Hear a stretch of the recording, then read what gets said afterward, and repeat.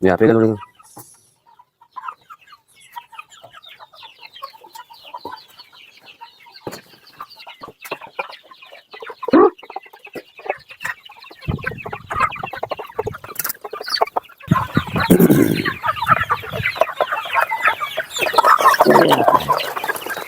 Sabar, sabar, kita bersihkan dulu tempatnya agar tidak bercampur dengan tanah.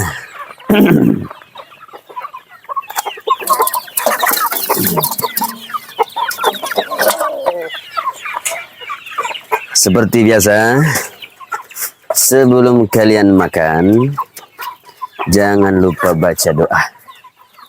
Dan insya Allah hari ini kita akan memberikan pelajaran pertama atau pelajaran satu untuk anak-anakku semua.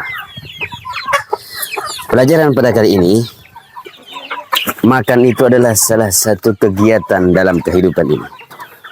Tapi bukan tujuan hidup kita. Karena kita hidup bukan untuk makan, tetapi makan untuk hidup. Saya kira itulah pelajaran sebelum kalian makan. Sekarang saatnya kalian makan.